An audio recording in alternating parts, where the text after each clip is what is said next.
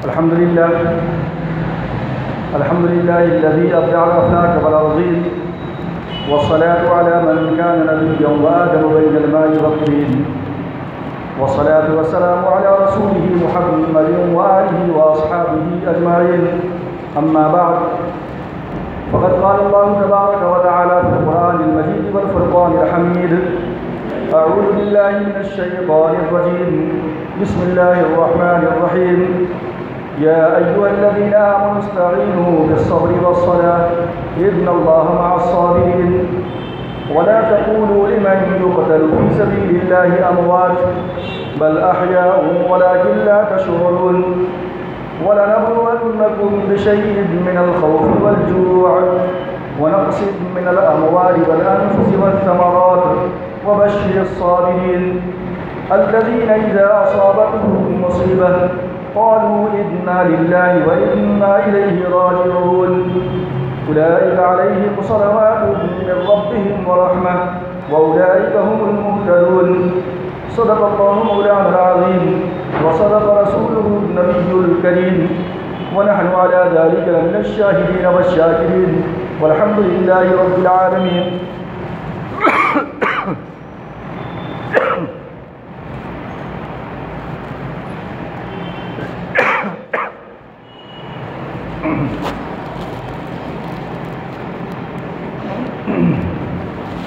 بزرگان محترم،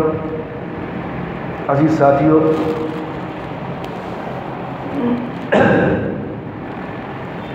جیسا کہ آپ جانتے ہیں کہ ایک دن کے بعد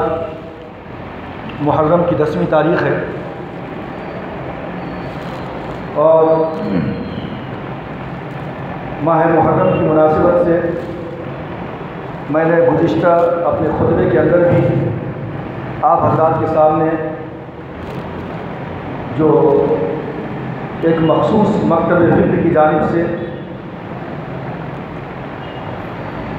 شور، واویلا، غم، درد اور الم کی جو داستانیں سنائی جاتی ہیں، بیان کی جاتی ہیں، اور عملی طور پہ اپنے جسم کے اوپر، اپنے کپڑوں کے اوپر اس کا مظاہرہ کیا جاتا ہے،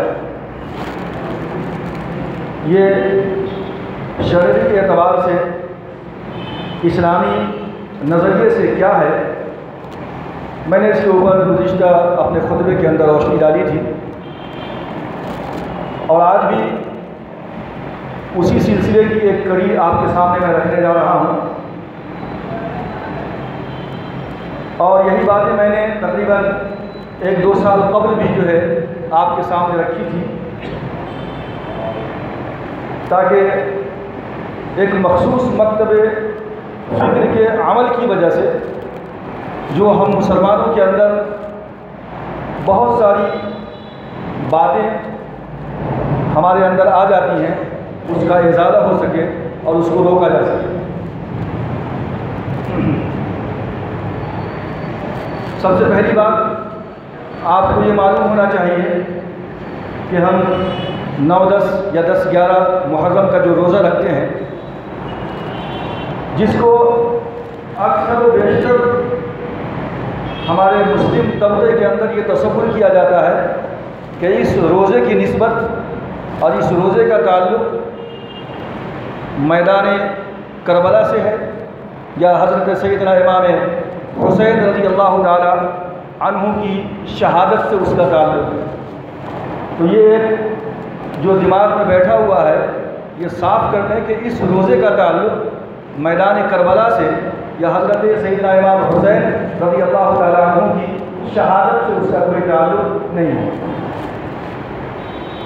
یہ واقعہ ہے کہ حضرت نبی اکرم صلی اللہ علیہ وسلم جب ہجرت کر کے مکہ مکرمہ سے مدینہ منورہ تشریف لائے، تو اس موقع سے وہاں پہ یہودی لوگ آباد تھے، یہودیوں کی کثرت تھی، جو کسی زمانے میں دور دراز سے مدینے میں آ کر اپنا قیام کر لیا تھا کہ آخری نبی کا ظہور ہونے والا ہے، اگر وہ آخری نبی کا ظہور ہو گیا تو ہم اس کے اوپر ایمان لے آئیں گے. اس شوق میں عرب کے مختلف جگہوں سے یہ یہودیوں کے قبائل آ کر یہاں بس گئے تھے مدینہ کے اندر.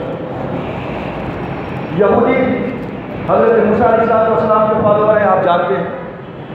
حضرت موسیٰ علیہ السلام کی تاریخ جب آپ پڑھتے ہیں تو آپ کو یہ پتہ چلتا ہے کہ اللہ تبارک و تعالیٰ نے حضرت موسیٰ علیہ السلام کو اور ان کی قوم کو فرعون کے چنگل سے نجات دلایا تھا اور دریائے نیل کے اندر راستہ بنا کر کے فرعون سے آپ کو بچا لیا تھا اور آپ کی پوری قوم. اور فرعون کو دریائے نیل میں ڈبو دیا تھا، اللہ نے غرق کر دیا تھا، یہ بھی آپ جانتے ہیں. جب جناب محمد رسول اللہ صلی اللہ علیہ وسلم مدینہ میں تشریف لائے تو آپ نے دیکھا کہ 10 محرم الحرام کو مدینہ کے یہودی لوگ روزہ رکھتے ہیں، بڑی خوشیاں مناتے ہیں، نئے کپڑے پہنتے ہیں، اپنے بچوں کو نئے کپڑے پہناتے ہیں، روزہ رکھنے والے روزہ رکھتے ہیں، بچوں کے اوپر خوب کھلاتے پلاتے ہیں. تو جناب محمد رسول اللہ صلی اللہ علیہ وسلم نے پوچھا کہ آخر یہودیوں کے خوشی منانے کی وجہ کیا ہے اور یہ 10 محرم الحرام کو روزہ کیوں رکھتے ہیں؟ تو پتہ چلا کہ یہودیوں نے کہا کہ چونکہ 10 محرم الحرام کو پروردگار عالم نے سیدنا حضرت موسیٰ علیہ السلام کو اور ان کی قوم کو فرعون کے چنگل سے نجات دلایا تھا، دریائے نیل کے راستے سے پار کر دیا تھا،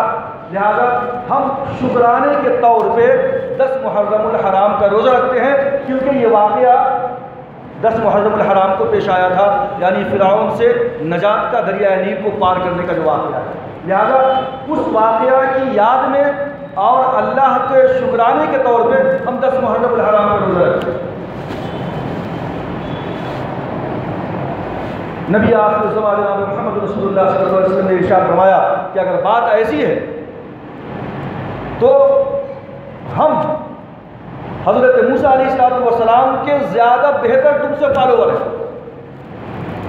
مطلب موسیٰ کو ہم بھی مانتے ہیں، ان کی کتاب کو مانتے ہیں، ان کی شریعت کو مانتے ہیں، ان کے قانون کو مانتے ہیں، وہ اللہ کے نبی برحق تھے، لیکن یہودیوں نے بہت ساری چیزیں ملا دی، توریت کے اندر خلط ملط کر دیا اپنی شریعت کو. لہذا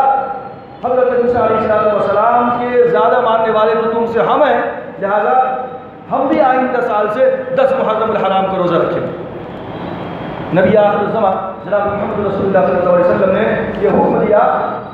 کہ حضرت عبداللہ ابن عباس رضی اللہ تعالیٰ عنہ فرماتے ہیں کہ آقا دو جہاں نے حکم دیا کہ آئندہ سال سے 10 کے ساتھ ایک اور ملا لیا جائے، سفکس یا پریفکس، پہلے یا بعد میں، کیونکہ وہ لوگ 10 کا رکھتے ہیں تو چونکہ دوسری قوم کے ساتھ مشابہت پیدا ہو رہی ہے، سملیرٹیز پیدا ہو رہی ہے، اسی لیے اس کو ختم کرنے کے لیے آقا نے فرمایا 9-10 رکھو یا 10-11 رکھو. تو اب یہ بات صاف ہو گئی کہ اس روزے کا تعلق میدان کربلا سے نہیں ہے، اس روزے کا تعلق سیدنا حضرت امام حسین رضی اللہ تعالیٰ عنہ کی نسبت سے اس کا کوئی تعلق نہیں ہے، جیسا کہ بہت سارے حضرات کم علمی کی بنیاد پہ ایسا تصور کرتے ہیں. اب رہی بات کہ 10 محرم الحرام کو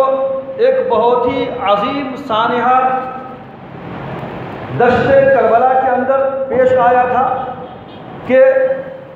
رسول اکرم صلی اللہ علیہ وسلم کے پیارے اور لاڈلے نواسہ سیدنا حضرت امام حسین رضی اللہ تعالیٰ عنہ اور آپ کے خاندان کے اکثر و بیشتر افراد شہید ہو گئے تھے.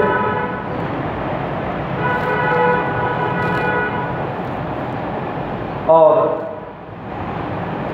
یہی واویلا مچانے والے، یہی شور و شرابہ کرنے والے، یہی اپنے گریباں چاک کرنے والے، اپنے جسم کو لہو لہان کرنے والے کے خون کے ہاتھ، ان کے ہاتھ ہی جو ہے حضرت امام حسین رضی اللہ تعالیٰ عنہ اور خانوادہ رسول صلی اللہ علیہ وسلم جتنے لوگ بھی شہید ہوئے وہاں ان کے خون سے انہی شور مچانے والے، واویلا مچانے والے اور گریہ زاری کرنے والے، ماتم کرنے والوں کے ہاتھ انہی کے خون سے رنگے ہوئے. کیا آپ سمجھتے ہیں کہ میدان کربلا کے اندر جو واقعہ پیش آیا وہ یک لخت آل آف سڈن اچانک پیش ہو گیا اور آپ کو شہید کر دیا گیا؟ بزرگ دوست تو ایسا نہیں، بلکہ یہ تو اس سازش کا نتیجہ تھا اور آخری مرحلہ تھا کہ جو آج سے تقریباً یعنی میدان کربلا کے اندر جو حضرت امام حسین رضی اللہ تعالیٰ عنہ کی شہادت کا واقعہ پیش آیا، اس شہادت کے 25 سال پہلے ہی اس کی بنیاد پڑ چکی تھی سازش، کانسپریسی۔ اور اس سے پہلے 25 سال پہلے اس سے بھی بھیانک واقعہ پیش آ چکا تھا کہ حضرت جناب محمد رسول اللہ صلی اللہ علیہ وسلم کے دوہرے داماد، خلیفہ وقت، کاتب وحی، مظلوم حضرت عثمان غنی رضی اللہ تعالی عنہ کو مٹھی بھر بدمعاشوں نے 50 دن تک پانی اور کھانا بند کر کے شہید کر دیا تھا، ہاتھ کاٹ ڈالے تھے۔ اور ہاتھ کاٹتے وقت آپ نے کہا تھا کہ اے لوگوں، جس ہاتھ کو عثمان کے جس ہاتھ کو تم کاٹ رہے ہو، یہ وہی ہاتھ ہے کہ جو کبھی بارگاہ نبوی کے اندر حضرت عائشہ فرماتی ہیں رضی اللہ تعالی عنہ کہ کبھی جبریل امین آ جاتے، جناب محمد رسول اللہ مجھ پہ ٹیک لگائے ہوتے، عثمان غنی موجود ہوتے اور اللہ کے رسول کہتے پڑھتے، عثمان غنی سے کہتے لکھتا جا، اور عثمان غنی لکھتے جاتے۔ اس ہاتھ کو ان کمبختوں نے کاٹ دیا تھا۔ بیوی نائلہ روکنے گئی تو تلوار ماری تو نائلہ کی انگلیاں کٹ گئی تھی۔ اور اس سے قبل میں نے اس پر روشنی ڈالی تھی کہ کس طریقے سے یعنی کفن اور دفن کے انتظام میں بھی کس طریقے سے ان لوگوں نے بدمعاشی کی تھی کہ وہ بھی نہیں کرنے دے رہے تھے، دفنانے بھی نہیں دے رہے تھے۔ ایسا کیوں ہوا تھا، کیا ہوا تھا؟ آپ جانتے ہیں کہ جناب محمد رسول اللہ صلی اللہ علیہ وسلم نے بنفس نفیس اپنی موجودگی میں عرب کے اکثر خطوں کے اندر جاء الحق وضحت الباطل کا ایک جیتا جاگتا ثبوت دنیا کے سامنے پیش کیا تھا، اور دنیا نے اپنی ان سر کی آنکھوں سے جاء الحق وضحت الباطل، حق آیا اور باطل سرنگو ہو گیا، اللہ کے رسول نے یہ جیتا جاگتا ثبوت پیش کر دیا تھا۔ عرب کے اندر ہر طرف اسلام کا فلیگ لہرا رہا تھا، لیکن کچھ اسلام دشمن طاقتیں ایسی بھی موجود تھیں کہ جنہوں نے موقع اور حال کو مناسب رکھتے ہوئے عملی طور پہ نہیں بلکہ زبانی طور پہ اسلام کو قبول کر لیا، لیکن اسلام ان کے رگ و ریشے میں رچا اور بسا نہیں تھا۔ انہوں نے موقع کو غنیمت سمجھا کہ اگر اپنی جان کو بچانا ہے تو لا الہ الا اللہ محمد رسول اللہ کا اقرار کر لو، بچ جاؤ گے۔ جب کبھی موقع ملے گا تو بہت زبردست پلٹ کر ہم وار کریں گے اور اس موقع سے ہم مسلمانوں کی صفوں کو تہس نہس کر دیں گے۔ یہ نبی اکرم صلی اللہ علیہ وسلم کے زمانے میں ہی واقعات رونما ہو چکے تھے۔ مثال کے طور پر میں آپ سے کہوں کہ اللہ کے رسول ابھی باحیات ہیں، آپ کا وصال ابھی ہوا نہیں، لیکن نجد کے علاقے میں یمامہ کے اندر کیسا فتنہ شروع ہوا۔ مسیلمہ کذاب، جس نے رسول اکرم صلی اللہ علیہ وسلم کی زندگی میں ہی نبوت کا جھوٹا دعویٰ کیا ہوا، اسلام قبول کر لیا تھا لیکن بعد میں خود نبی بن بیٹھا۔ اچھا، نبوت کی اس فہرست میں مرد ہی نہیں بلکہ عورتیں بھی شامل ہو گئی تھیں۔ سجاح نامی بنی تمیم کی ایک عورت، ایک لڑکی، اس نے بھی نبوت کا دعویٰ کیا، دونوں میں ٹکراؤ پیدا ہوا۔ بعد میں گفت و شنید کے بعد کیمپ کے اندر ہی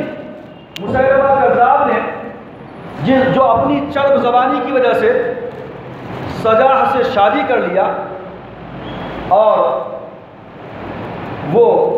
حجلہ عروس بھی منا لی، شب زفاف بھی منا لیا اس نے۔ جب باہر نکل کر کے سجاح اپنی قوم کے پاس جاتی ہے، اپنے گروہ کے پاس، تو لوگوں کو پتہ چلتا ہے کہ بھائی شادی ہو چکی ہے اور سجاح نامی عورت نے شادی کر لیا ہے، مسلمہ کذاب اس کا شوہر ہے۔ تو لوگ سوال کرتے ہیں کہ سجاح آخر مہر کی مقدار کیا ہے؟ سجاح شرمائی ہوئی دبے قدم واپس جاتی ہے تو مسلمہ کذاب ڈر جاتا ہے کہ ایسا نہ ہو کہ اس کی قوم کے لوگ وار کر دیں، تو اندر سے جھانک کر پوچھتا ہے سجاح کیا ہوا، کیوں آئی ہو؟ تو وہ کہتی ہے کہ لوگ مجھ سے پوچھتے ہیں کہ میرا مہر کیا تم نے مقرر کیا ہے۔ مسلمہ کذاب کا وقت کہتا ہے مجھ پہ وحی آئی ہے کہ میرا اور تمہارا جو ملنا ہے، جو تمہارا نکاح ہوا ہے، اس مہر کی رقم کیا ہونی چاہیے؟ اس کا مہر یہ ہے کہ اللہ نے نمازی معاف کر دیا ہے۔ کیسا فتنہ تھا جو حضور کے زمانے میں ہی شروع ہوا، اور بعد میں حضور کے بعد یہ اور فتنہ اٹھا اور آگے بڑھا، یہاں تک کہ تاریخ میں آتا ہے کہ مسیلمہ کذاب کے ماننے والے یعنی جھوٹے نبی کے فالوورز 40,000 کی جمعیت اس کے پاس تھی، 40,000 کی آرمی مسیلمہ کذاب کے پاس تھی۔ اس طریقے سے ایک شخص ہے طلیحہ، اس نے بھی نبوت کا دعویٰ کیا تھا، بعد میں جو ہے یہ طائب ہو گئے۔ سجاح کے بارے میں بھی آتا ہے کہ یہ بھاگ گئی، بعد میں طائب ہو گئی۔ اسی طریقے سے یمن کے اندر ایک شخص ہے جس کا نام ہے اسود عنسی، یا اسود عنسی نے بھی نبوت کا دعویٰ کیا ہے، جھوٹی نبوت کا دعویٰ، اور سرکار کے زمانے میں ہی اس نے نبوت کا دعویٰ کر دیا تھا۔ لیکن جیسے جناب محمد رسول اللہ صلی اللہ علیہ وسلم دنیا سے تشریف لے گئے، اس کے بعد ان کی طاقتیں اور زیادہ ابھر کر سامنے آئی۔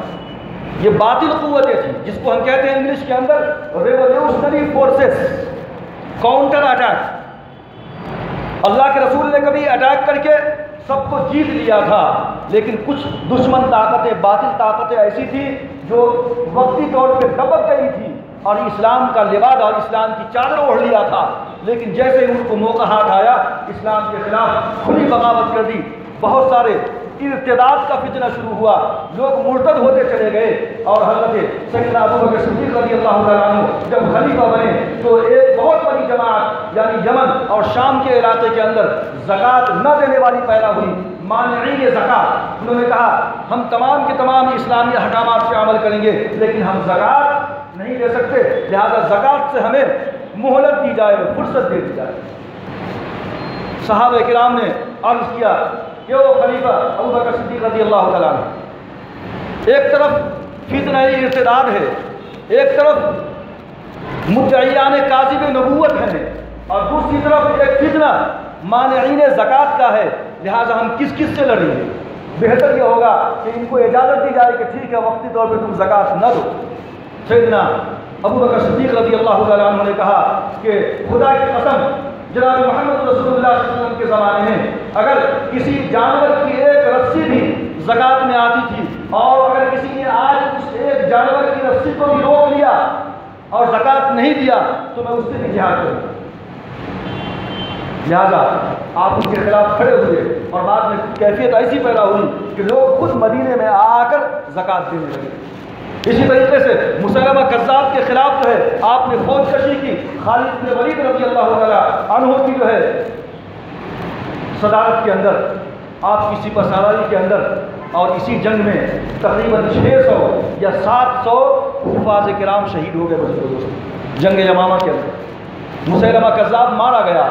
جو ہے 40,000 کی جمعیت کے اندر سے تقریباً 21,000 21,000 یا 18,000 لوگ مارے گئے جنگ یمامہ کے اندر، اسود عنسی مسیلمہ کذاب کے گروہ کے اندر سے، اور مسلمانوں کے اندر سے تقریباً 1,200 لوگ شہید ہوئے، جس میں سے 600 یا 700 یہ سب کے سب حفاظ کرام تھے، جید حافظ تھے۔ اور اسی کے بعد قرآن کو جمع کرنے کی فکر پیدا ہوئی، اور اس کے بعد قرآن کو جمع کرنے کا اہتمام کیا گیا۔ اس کی اپنی ایک اصل تاریخ ہے، اور اس کی ایک اپنی ایک اصل پوری ہسٹری ہے جو آپ کے سامنے پہلے آ چکی ہے، اور انشاءاللہ پھر کبھی جائے گی۔ تو میں آپ سے یہ کہہ رہا تھا کہ اللہ کے رسول صلی اللہ علیہ وسلم کے زمانے میں ہی اسلام دشمن طاقتیں کچھ ایسی تھیں کہ آپ کے زمانے میں انہوں نے سر اٹھایا اور بعد میں آپ کے وصال کے بعد اور اتنے طاقتور ہو گئے کہ جو ہے باضابطہ انہوں نے اپنی بڑی بڑی فوجیں تیار کر دی۔ اب اس کے بعد صحابہ کرام رضوان اللہ تعالیٰ علیہم اجمعین کا دور آتا ہے۔ اب صحابہ کے دور کے اندر اور خاص طور پہ حضرت عمر فاروق رضی اللہ تعالیٰ عنہ کی دور خلافت میں اور حضرت عثمان غنی رضی اللہ تعالیٰ عنہ کی دور خلافت میں تقریباً دنیا کے حصے کے اوپر اسلام کا جھنڈا لہرا چکا تھا۔ مصر کا پورا تقریباً شمالی علاقہ فتح ہو چکا تھا۔ مصر سے لے کر مراکش تک سب اسلام کے زیر نگی آ گئے تھے، اور ادھر فارس، ایران، بصرہ، کوفہ، یہ سب کے سب اسلام کے زیر نگی، اسلام کے سائے میں آ چکے تھے۔ میں آپ سے یہ کہتا ہوں کہ جب آقائے دو جہاں کے زمانے میں عرب کے خطے کے اندر اسلام پھیل چکا تھا اور وہاں پہ کچھ باطل طاقتیں موقع کی تلاش میں تھی اور کئی ایسے فرقے اسلام کے خلاف اٹھ کھڑے ہو گئے، تو ظاہر سی بات ہے کہ جب اللہ کے رسول کے صحابہ کے زمانے میں اسلام کا دائرہ دنیا کے اکثر و بیشتر حصے میں پھیل گیا تو اس وقت بھی یہ ضروری تھا کہ کچھ باطل طاقتیں موقع کی تلاش میں تھیں کہ ہم اٹھ کھڑے ہوں اور مسلمانوں کی صفوں میں اتحاد و اتفاق کو پارا پارا کر دیں، ان کی اجتماعیت کو منتشر کر دیں اور ہم ان کے اوپر ایسا حملہ کریں، ایسا فتنہ برپا کریں کہ وہ تہس نہس ہو جائیں اور اسلام ملی امیت ہو جائے۔ اور اس کے اندر سب سے بڑا جو رول ادا کیا ہے وہ یہودیوں کا رول ہے، یہودیوں کا رول ہے۔ میں آپ کو لے کر جانا چاہتا ہوں جنگ جمل کی طرف، جنگ صفین کی طرف، اور اس کے بعد جنگ نہروان کی طرف، اور اس کے بعد پھر میدان کربلا کی طرف، کہ ان تمام کے تمام جنگوں کے اندر یہ باطل طاقتوں نے کس طریقے سے اپنا کام انجام دیا، چھپ کر کے اسلام کا لبارہ اور اسلام کی چادر اوڑھ کر کے کس طریقے سے مسلمانوں کے دو گروہ کو لڑایا، کس طریقے سے لڑایا، میں آپ کو یہ بتانا چاہ رہا ہوں۔ یہودیوں کی عیاری بڑی خطرناک ہوتی ہے، اور اس سے پہلے یہ ایرانیوں کی بدمعاشی۔ ایرانیوں نے سب سے پہلا حملہ حضرت سیدنا عمر فاروق رضی اللہ تعالیٰ عنہ کی ذات گرامی پہ کیا۔ آپ کو معلوم ہے کہ ایرانی جنرل ہرمزان، ایران کا ہی ایک پارسی غلام جو مدینے میں تھا، جس کا نام تھا ابو لولو فیروز، اور اس کے پشت پہ ایران کا سپہ سالار ہرمزان، اور اس نے جو ہے ایڈاپٹ کیا ہے کس کو، ابو لولو فیروز غلام کو، اور اس نے حضرت عمر فاروق رضی اللہ تعالیٰ عنہ کو خنجر مارا ہے حالت نماز کے اندر۔ ہرمزان سمجھتا تھا کہ شاید اسلام کی ساری بنیاد یہی ایک پلر پہ کھڑی ہے، عمر فاروق کو راستے سے ہٹا دو، اسلام منتشر ہو جائے گا، مسلمان کی صفوں میں جو ہے ایک ہلچل پیدا ہوگی اور ہم کو حملہ کرنے کا بہترین موقع مل جائے گا، لیکن ایسا ہوا نہیں۔ حضرت عثمان غنی رضی اللہ تعالیٰ عنہ نے پھر سے ایک بہت بڑے پلر کا کام کیا اور ویسا ہی حکومت چلائی جیسا کہ حضرت عمر فاروق کے دور میں ہوا تھا۔ اسلامی دائرہ وسیع سے وسیع ہوتا گیا، یہاں تک کہ حضرت عمر فاروق رضی اللہ تعالیٰ عنہ کی دور خلافت کا 10 سال اور سیدنا عثمان غنی رضی اللہ تعالیٰ عنہ کی خلافت کے 12 سال کے اندر سے 10 سال بالکل عمر فاروق کی خلافت کے جیسے ہیں، اور یہ 20 سال اسلام کے امن و امن کے سال تھے، اسلام کے اوپر اٹھنے کے سال تھے، اور یہ 20 سال تک اسلام کا دائرہ پوری دنیا کے گوشے گوشے کے اندر پھیل گیا۔ اور اگر اس کے بعد حضرت عثمان غنی رضی اللہ تعالیٰ عنہ کی خلافت کے 2 سال میں یہ فتنہ شروع ہوتا ہے، اس کے بعد پونے 5 سال حضرت علی رضی اللہ تعالیٰ عنہ کی خلافت میں یہ فشار مچتا ہے، جہاں جنگ جمل ہے، جنگ نہروان ہے، وہاں ایک اور گروہ خوارج کا جو ہے اضافہ ہوتا ہے، اور حضرت علی رضی اللہ تعالیٰ عنہ کو جو ہے جنگ نہروان لڑنی پڑتی ہے، اور پھر جنگ صفین کا معاملہ ہے، تقریباً 84,000 یا 1 لاکھ کے آس پاس جنگ جمل، جنگ نہروان، جنگ صفین کے اندر مسلمان شہید ہوتے ہیں۔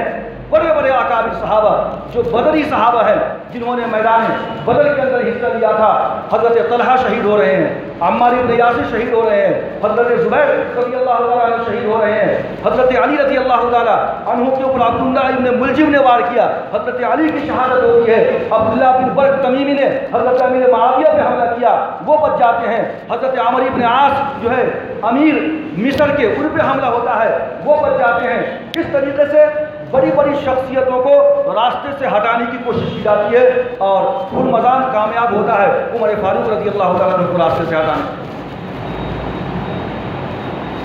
اس کے بعد کی جو سازش ہے وہ یہودیوں کی سازش ہے بزرگ دوست، بڑے مکار اور بڑے چرب زباں ہوتے ہیں یہ یہودی۔ انشاءاللہ میں آئندہ پھر گفتگو کروں گا، لیکن ایک دو تین باتیں آپ کے سامنے رکھ دوں کہ یہودیوں نے کیا کیا۔ سب سے پہلے میں آپ سے بتا دوں کہ مسلمان کی صفوں میں انتشار پیدا کرنے کے لیے ایک یمن کا یہودی عبداللہ ابن سبا نامی یہودی ہے، اسلام کی چادر اوڑھتا ہے، اسلام کا لبادہ اوڑھتا ہے، مدینے میں آتا ہے اور مدینے میں آنے کے بعد کچھ نئے نئے شگوفے چھوڑتا ہے۔ نمبر ایک، ہر ایک نبی کا ایک وصی ہوتا ہے اور وہی خلافت کا حقدار ہوتا ہے، لہذا حضرت علی رضی اللہ تعالیٰ عنہ محمد رسول اللہ صلی اللہ علیہ وسلم کے وصی ہیں، لہذا سب سے پہلے مسند خلافت پہ بیٹھنے والی کوئی شخصیت ہونی چاہیے تو وہ حضرت علی کی ذات ہونی چاہیے، نہ کہ ابو بکر صدیق، پہلا شعور۔ دوسرا، حضرت علی رضی اللہ تعالیٰ عنہ کی الوہیت کا دعویٰ، حضرت علی نعوذ باللہ خدا ہے، اللہ تبارک و تعالیٰ مجسم ہو کر کے حضرت علی کے جسم کے اندر حلول کر گیا ہے، اتر گیا ہے، اللہ خود علی کے جسم میں اتر گیا ہے، لہذا حضرت علی رضی اللہ تعالیٰ عنہ اللہ ہیں، اللہ کی دوسری شکل ہے جو زمین پہ آ چکی ہے۔ یہ عبداللہ ابن سبا یہودی ہے، مسلمان اسلام قبول کرتا ہے اور پبلک کو بھٹکاتا ہے۔ نمبر 3،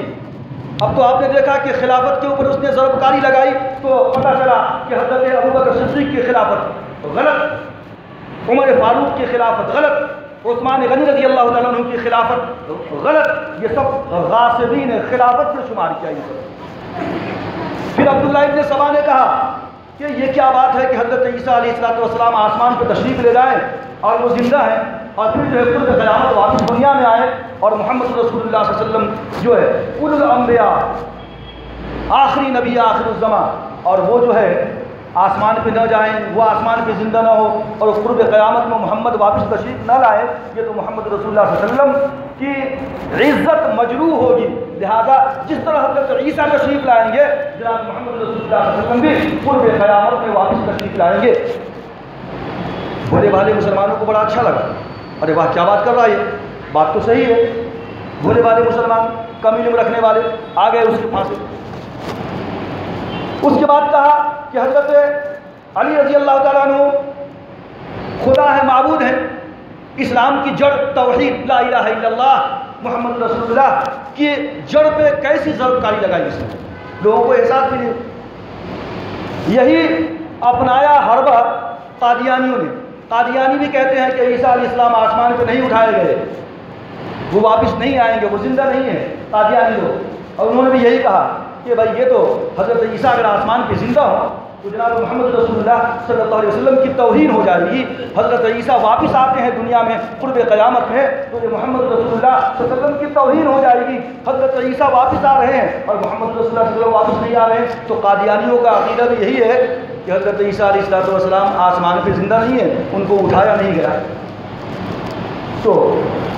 یہ میں کہہ رہا تھا کہ عبداللہ ابن سبا کی عیاری تھی اور سازشی ذہن تھا کہ جس نے حضرت عثمان غنی رضی اللہ تعالی عنہ کی شہادت کے اوپر لوگوں کو ورغلایا اور کہا کہ ہر نبی کا وصی ہوتا ہے اور حضرت علی محمد رسول اللہ صلی اللہ علیہ وسلم کے وصی ہیں، لہذا نبی سے جس کو جتنی قربت ہے خلافت اسی کا حق ہے۔ اب جب یہ بات سنی اہل فارس نے،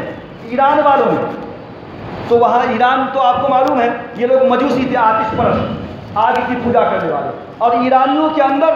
زمانے دراز سے یہ بات چلتی ہوئی آ رہی تھی کہ اقتدار، جاہ و حشمت، بادشاہت، حکومت، سلطنت اگر منتقل ہوگی تو بادشاہ کے خاندان میں نسلاً بعد نسلی، بادشاہ مرتا ہے تو اس کے بعد بادشاہ اس کا بیٹا ہوگا، اس کا پوتا ہوگا، کوئی تھرڈ پرسن کو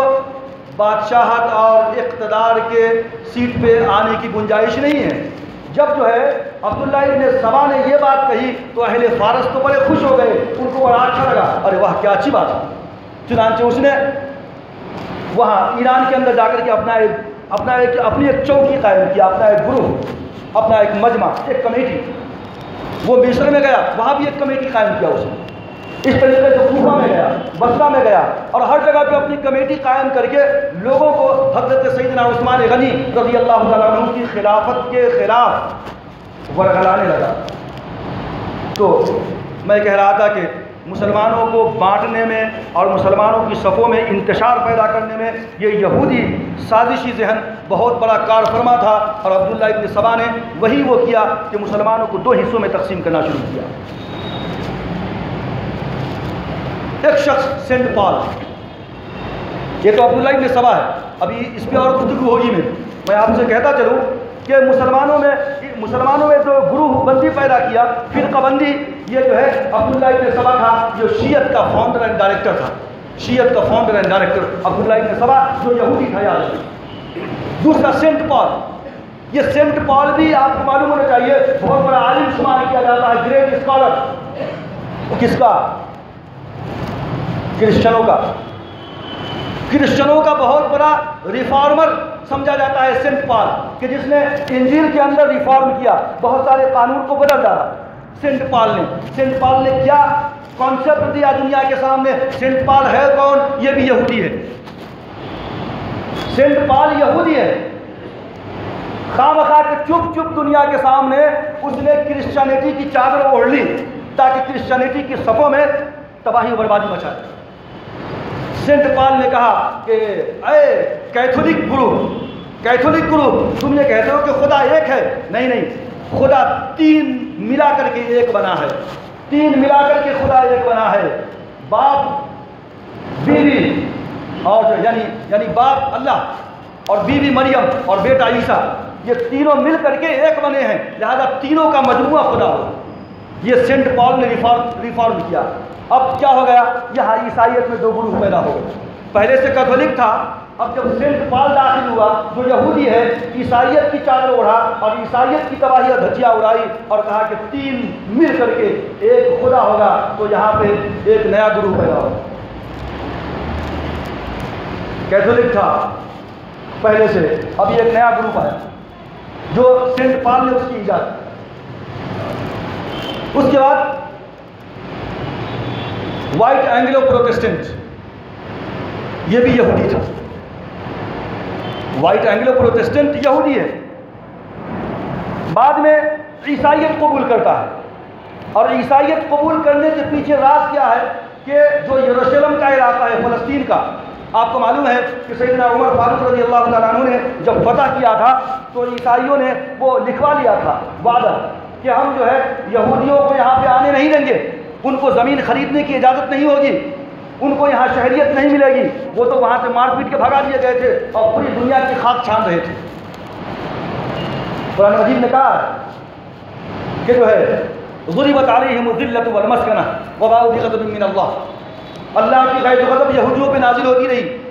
تو وائٹ اینگلو پروٹسٹنٹ یہودی سے عیسائیت کی چادر اوڑھتا ہے، اور وہاں جانے کے بعد اب عیسائی دنیا کو قریب کر کے محبت سے کیا کرتا ہے کہ جو وہ قانون بنا ہوا تھا پوری دنیا کی کتاب میں کہ یہودیوں کو یروشلم کے اندر، اسرائیل کے اندر جگہ نہ دی جائے، زمین خریدنے کی اجازت نہ دی جائے، ان کو اپنا ملک نہ دیا جائے، اس قانون کو بدلوا ڈالا۔ وائٹ اینگلو پروٹسٹنٹ نے اس قانون کو بدلا ڈالا، لہذا 1917 تک، یاد رکھیے 1917 تک یہودیوں کو اپنا گھر بنانے کی اجازت اسرائیل میں نہیں تھی۔ اسرائیل میں وزٹ کر سکتے تھے لیکن گھر نہیں بنا سکتے تھے، زمین نہیں خرید سکتے تھے۔ وائٹ اینگلو پروٹسٹنٹ یہودی عیسائیت کی چادر اوڑھتا ہے، عیسائی دنیا کو اپنے قریب کرتا ہے، اور وہ جو ان پہ لگا دیا گیا تھا قانون کہ وہ نہیں آ سکتے، اس قانون کو ختم کرواتا ہے اور ان کو اب اجازت دی جاتی ہے 1917 کے اندر کہ یہودیوں تم آ جاؤ اپنے علاقے کے اندر، زمین خریدو، گھر بساؤ۔ لہذا اب جو ہے 1917 میں یہ یہودی لوگ اسرائیل میں آباد ہو جاتے ہیں۔ تو میں یہ کہہ رہا تھا کہ یہ عیسائی جو یعنی یہودی جو ذہن ہے بہت سازشی ذہن ہے، اسی نے اس مذہب اسلام کے اندر مسلمانوں کے بیچ کی صفوں میں انتشار برپا کیا۔ یہی یہودی نے عیسائیوں کے اندر بھی دو گروہ میں تقسیم کر دیا، کیتھولک کے اندر، اور پھر بعد میں ایک اور دوسرا گروہ پیدا ہوا، اور اس کے بعد یہی وہ عیسائی ہے جو اسلام کی چادر اوڑھ کر کے یعنی اسرائیل کے اندر جو قانون تھا کہ یہودی لوگ وہاں نہیں جا سکتے، 1917 میں ان تمام کو آزادی دلا دی۔ تو اس طریقے سے جب جب ان لوگوں نے کوئی بڑا کارنامہ کیا ہے تو اس وقت ان کے پیچھے پہلے یہودی تھے، بعد میں انہوں نے اس مذہب کی چادر اوڑھ دی۔ وہاں کیتھولک پیدا کیا، کیتھولک پہلے سے تھا، بعد میں کہا ایک نیا گروہ پروٹسٹنٹ، عیسائیوں کے دو گروہ کیتھولک پروٹسٹنٹ۔ یہ پروٹسٹنٹ کا موجد یہی ہے کم وقت سینٹ پال، یعنی اس نے ایسا کیا۔ تو یہودیوں کی جو سازش بڑی جو ہے سازشی ذہن رہا ان کا ہمیشہ دنیا کی تاریخ کے اندر، اور اسی میں سے ایک سازشی ذہن ہے عبداللہ ابن سبا کا کہ جس نے سب سے پہلے مدینے کے اندر حضرت عثمان غنی رضی اللہ تعالیٰ عنہ کی خلافت کے خلاف جو اس نے اپنا سازشی ذہن استعمال کیا اور مسلمانوں کو اس طریقے سے ورغلایا، اس طریقے سے ان کے اتحاد کو پارا پارا کیا کہ جو ہے وہ میدان کربلا تک اس کا اثر رہا کہ ایک مسلمان ایک کلمہ گو کا